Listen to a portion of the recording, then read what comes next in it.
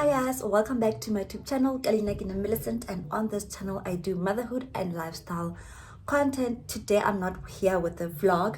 I know you guys are waiting for vlogs, they are coming. I was sick, so I had no energy to vlog, but I'm better now as you can see, and I thought let me do a get to know me tag for all our new family members. I mean, the only time we did a get to know me tag was back in 2020 when this channel started with 100 subscribers, and now we're sitting on 1000 plus subbies. So I thought, why not get acquainted with me? So yeah, I'll be sipping on this non-alcoholic bubbles, you know, because a girl was sick, so I'm trying to minimize my alcohol intake. And also I'm filming this at 9:40 a.m. so I'm those people who can't drink in the morning. Not that I can't, I just prefer not to. And I'm also gonna be having some popcorn, hopefully. This is a very recent addiction. They are so nice, and you know what, I love the buttering. So I asked you guys in the community tab to ask me questions, and I also did a question sticker on my Instagram. But before I get into those questions, I'm just gonna do, you know, the overall CV get to know me type of vibe. So like I said, my name is Millicent. I am 27 years old. I'm a mother of 2 lovely young girls. I am number 4 of 5 kids. I have 2 sisters and 2 brothers. Grew up when I was 8. No, yeah, so Niti went to high school, primary there. Came to Gauteng in 2014 to do my first Joko TUT. I studied National Diploma in Business Communication, majoring in Advertising and Communication Sciences. I used to be a stay-home mom, and now I'm a corporate mom. We'll get into all those because there are some questions around that. But yeah, I think that's all that is, like basic stuff. I'm a native Sepedi speaker, but I can speak Zulu, Swati, some bit of Xhosa. I'm currently learning Xitsonga, and it's difficult because I don't have a Xitsonga speaking person near me. But anyway, I'll learn. So I think I'll start with the Instagram questions, and then we'll get into the community tab questions. So the questions, guys, they're on the iPad because I synced my iPad with okay, now it's my iPad. I synced the iPad, but again, downloaded iCloud, man, you know. Anyway, those are not important details, so let me just get onto the questions. So the very first question, I'm not gonna say who asked me, I'll just answer the questions as best as I can. The first question says, looking at where you are now, what's the one thing you wish you could redo? The one thing I wish I could redo is to have kids later in my life.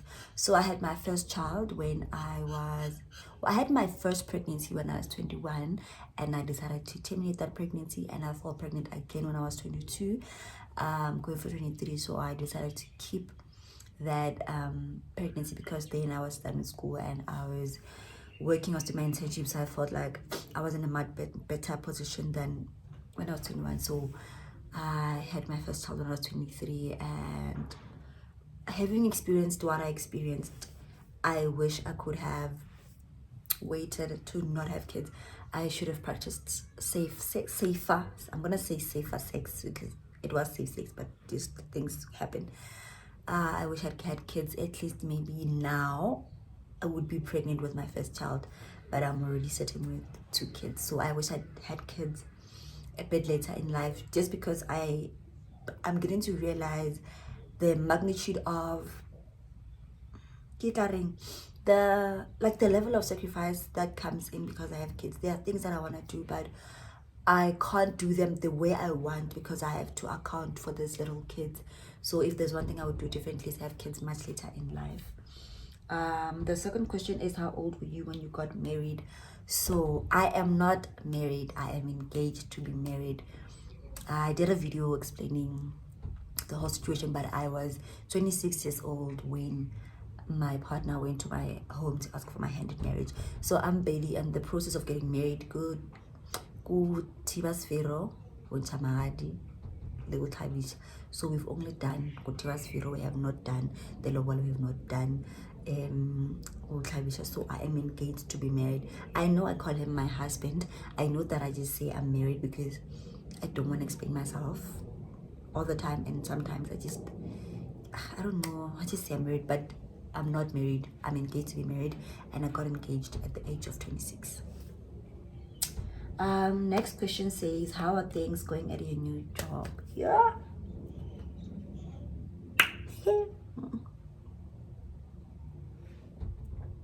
You know what? Let me be truthfully. I'm struggling. I am struggling. There are struggles. I'm struggling with imposter syndrome. I'm struggling with office politics.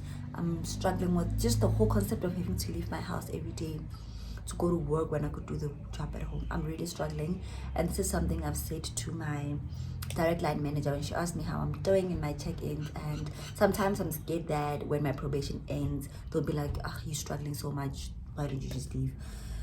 But I like my job. I like, working with people. But every day, I must wake up and go to the office. That's my struggle. But otherwise, I like work. I enjoy it. But yeah, I guess it's only been almost 3 months, so I'm getting there. But honestly, I'm struggling.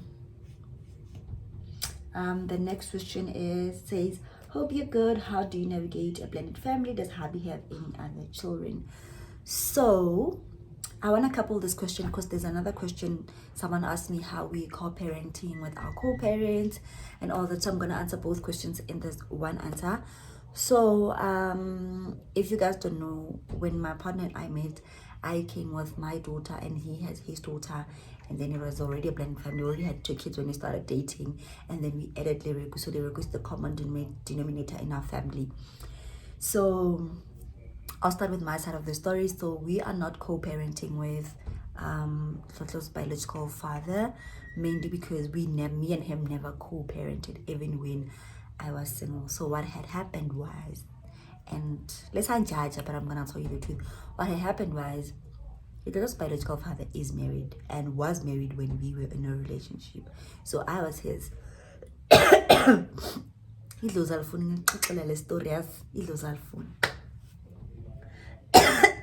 Because yo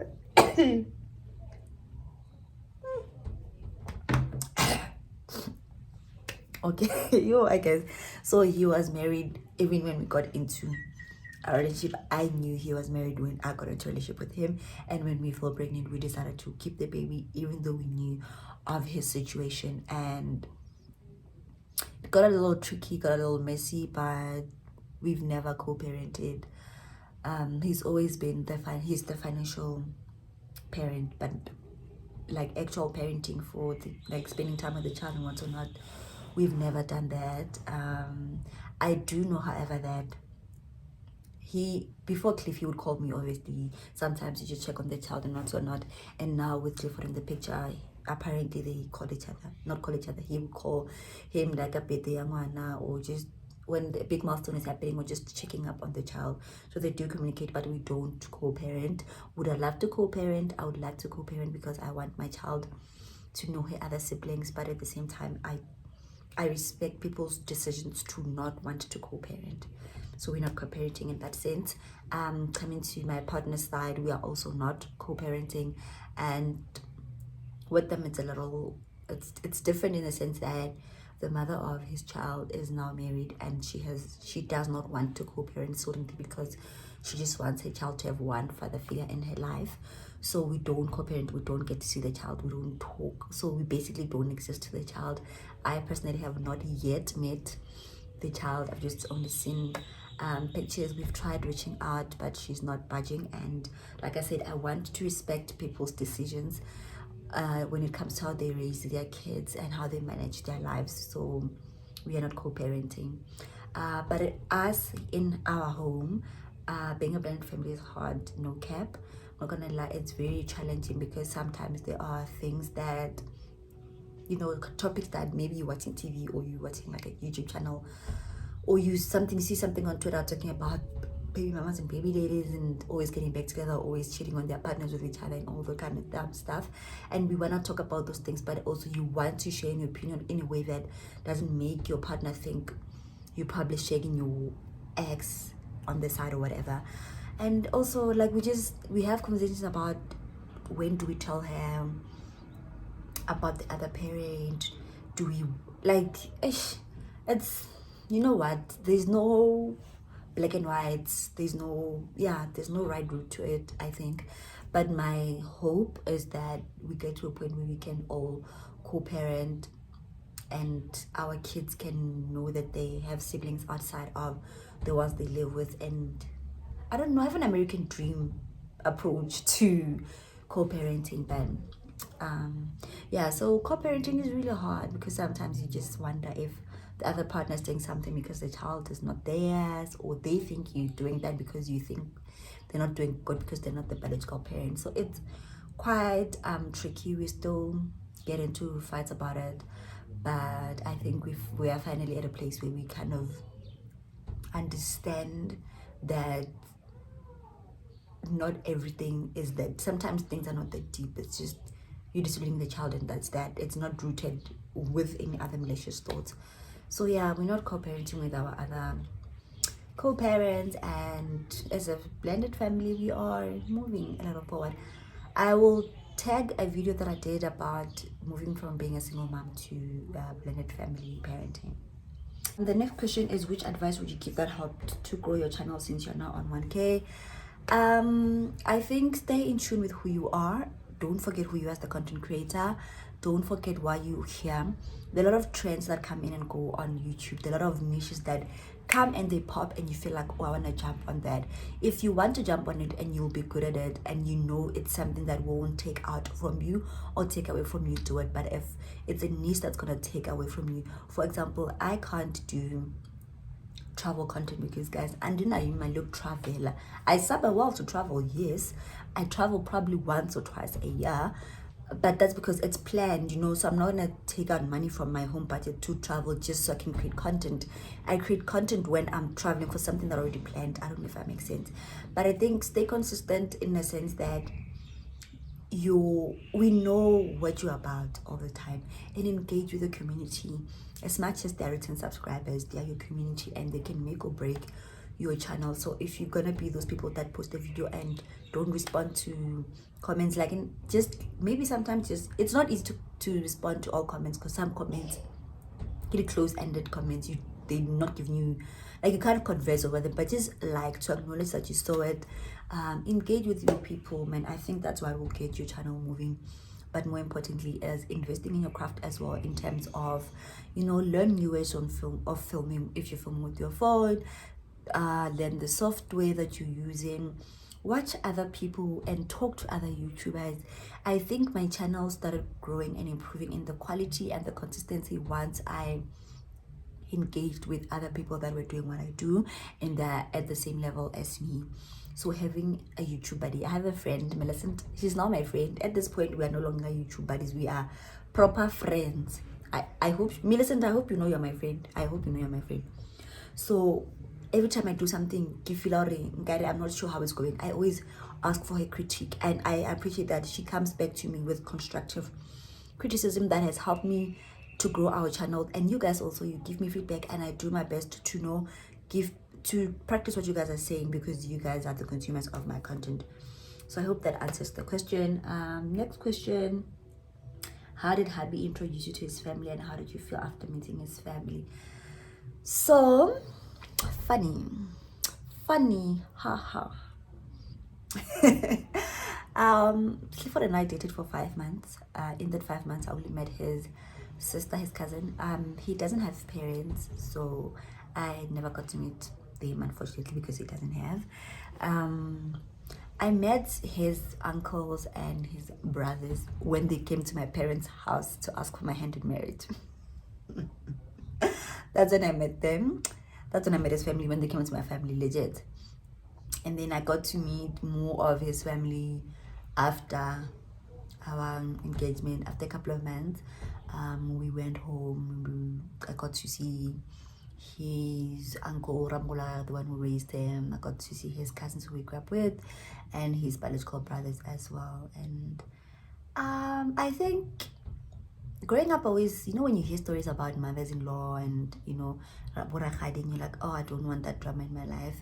And I think meeting his family, I kind of wished his mom was still around, just so I could get a sense. Apparently, I look like his mother, from what his aunt, Mambula, so Sisa Mama, says that I look like his mom. So I would have loved to meet her and see if we had the same personalities everybody is saying, and just to get to see him and as a child, because I don't see him as a child because I don't know if that makes sense, but I haven't seen him as a child, so I wanted to see him as a child.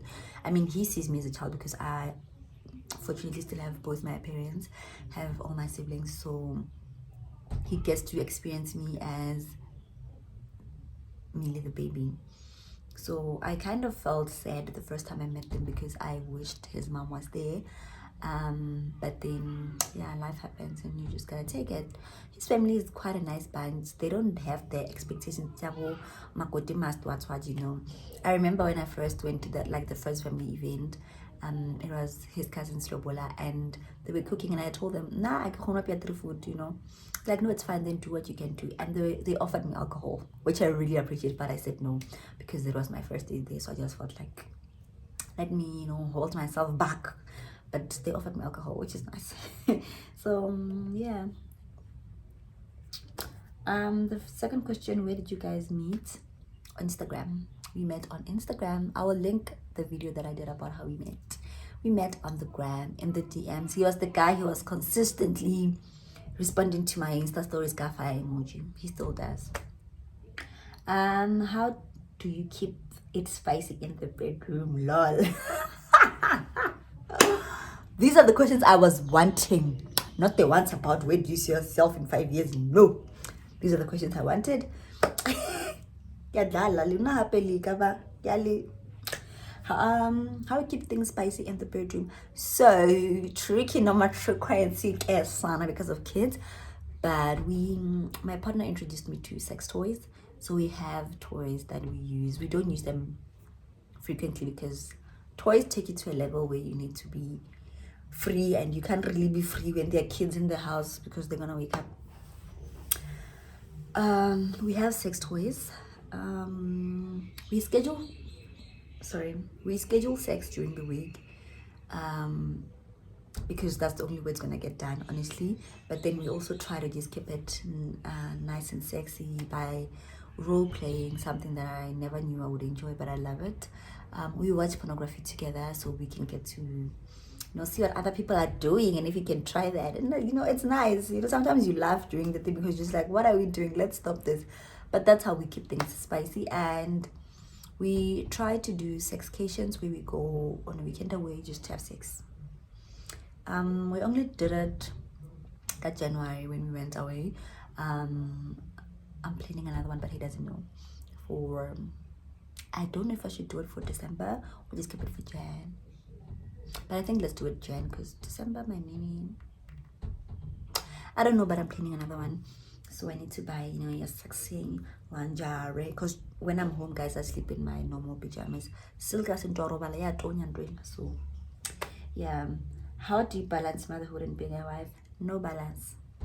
No balance, my dear. No balance, my dear one.